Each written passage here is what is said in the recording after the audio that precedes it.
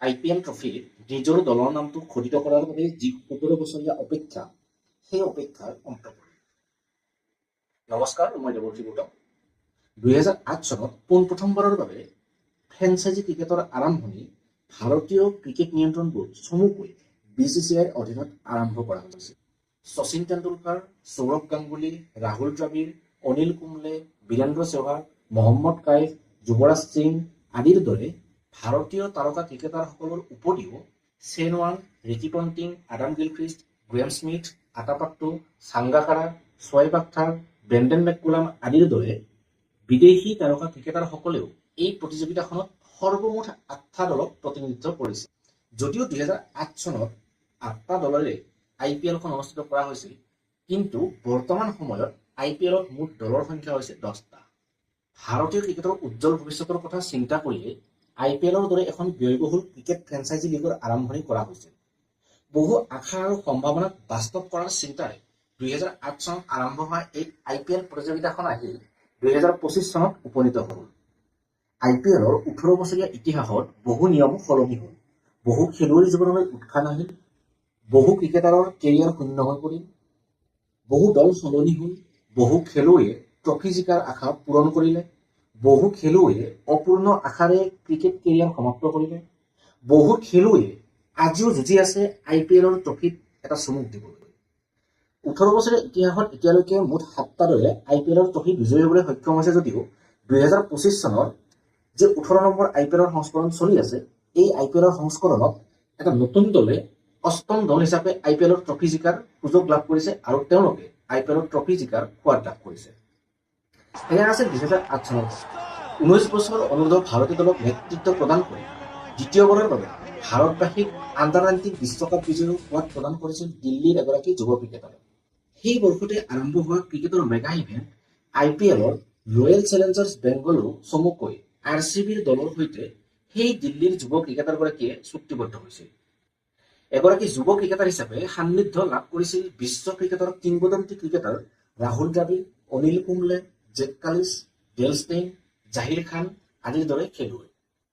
সময় আছিল 19 বছৰ অনুৰ্ধ দলক প্ৰতিনিধিত্ব কৰি ইয়ং ক্ৰিকেট ৱৰ্ল্ড কাপ বিজয়ী হৈ নিজৰ প্ৰতিভাৰ পৰিচয় দিয়া সেই কেৰিয়াৰক আগবঢ়াই নিয়া। সময় আৰু সুযোগৰ সদ্ব্যৱহাৰ কৰি এইগৰাকী যুৱ ক্ৰিকেটাৰে IPLৰ লগতে ঘৰুৱা আৰু আন্তঃৰাষ্ট্ৰীয় ক্ৰিকেটতো নিজৰ যি প্ৰকৃত পৰিচয়, সেই পৰিচয় দাঙি ধৰিবলৈ সক্ষম হৈছিল। আমি আপোনালোকক ক'বলৈ আগবঢ়া সেই বিশেষ ক্ৰিকেটাৰগৰাকী আন কোনো নহয়, তেওঁ হৈছে king of cricket Virat Kohli. 2008 চনৰ পৰাই ফ্ৰেঞ্চাইজ ক্ৰিকেটত অৰ্থাৎ IPLত নিজ দল RCBক বিজয়ৰ সোৱাদ দিবলৈ অহৰহ চেষ্টা কৰি থকাৰ পাছত অৱশেষত 2025 চনৰ 3 জুন তাৰিখে তেওঁৰ এই প্ৰচেষ্টা সফল হয়। 2009, 2011 আৰু 2016 চনত ফাইনেলত উপনীত হৈও দ্বিতীয় স্থানতে নিজৰ অভিযান সামৰিবলগীয়া হৈছিল RCB দলটো। 2009 চনত যুৱ ক্ৰিকেটাৰ বিৰাট কোহলিয়ে নিচেই ওচৰৰ পৰা প্ৰত্যক্ষ কৰিছিল RCBৰ ফাইনেলৰ পৰাজয়। 2011 চনত আকৌ এবাৰ ফাইনেলত প্ৰৱেশ কৰাৰ পিছত বিৰাট কোহলিয়ে দূৰৰ পৰাই প্ৰত্যক্ষ কৰিবলৈ বাধ্য হৈছিল ফাইনেলত তেওঁলোকৰ প্ৰতিদ্বন্দ্বী দলে উদযাপন কৰা বিজয় উল্লাস। ইয়াৰ পিছত 2016 চনত ইতিমধ্যেই বিশ্ব ক্ৰিকেটত প্ৰতিষ্ঠা লাভ কৰা বিৰাট কোহলিৰ আকৌ এবাৰ স্বপ্নভংগ হৈছিল IPL ট্ৰফি জিকা। 2008 চনৰ পৰা প্ৰতি বছৰে ভংগ হৈছিল স্বপ্ন, কিন্তু আশা আৰু আত্মবিশ্বাস একেই আছে। এই আশা আৰু আত্মবিশ্বাসৰ বলতে 2025 চনৰ 3 জুন তাৰিখৰ দিনটোতে 17 বছৰীয়া অপেক্ষাৰ অন্ত পেলাই কিং কোহলিয়ে IPLৰ যি ট্ৰফি, সেই ট্ৰফি জিকাৰ দল হিচাপে RCBৰ নামটো বিজয়ী লিষ্টত সন্নিৱিষ্ট কৰিবলৈ সক্ষম হয় আৰু ইয়াৰ লগে লগে সৃষ্টি হয় এক নতুন ইতিহাস। বিশ্ব ক্ৰিকেটৰ ৰজা হিচাপে পৰিগণিত এগৰাকী ক্ৰিকেটাৰ হিচাপে বিৰাট কোহলিয়ে এবাৰ IPL ট্ৰফিত চুমুক দিয়াৰ যি হেঁপাহ, সেয়া ইতিমধ্যেই পূৰণ কৰিলে। এতিয়াৰে পৰা অতি শান্তিপূৰ্ণভাৱে সুখনিদ্ৰাত মগ্ন হ'ব পাৰিব কিং কোহলিয়ে। দেশ বিদেশৰ প্ৰতিটো প্ৰান্তৰ পৰা বিৰাট কোহলি আৰু তেওঁৰ দল RCBক নিস্বাৰ্থভাৱে সমৰ্থন কৰা যিসকল অনুৰাগী আছে, সেই অনুৰাগীসকলো কিন্তু আজিৰ এই দিনটোত নিশ্চিতভাৱে সুখী হ'ব।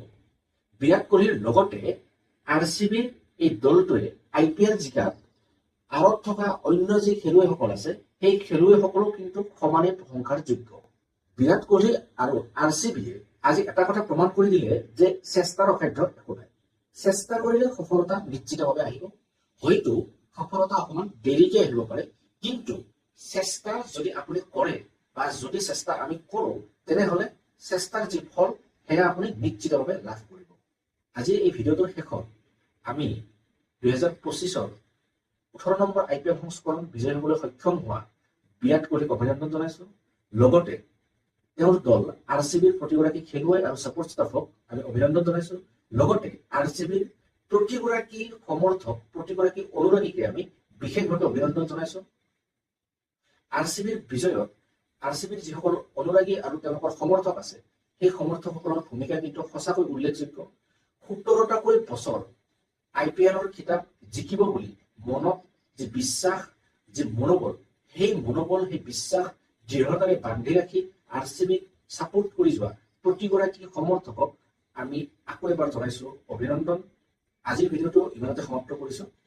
আকৌ এটা নতুন বিষয় লৈ আপোনালোকক লগ পোৱাৰ প্ৰতিশ্ৰুতিৰে আজিলৈ ধন্যবাদ।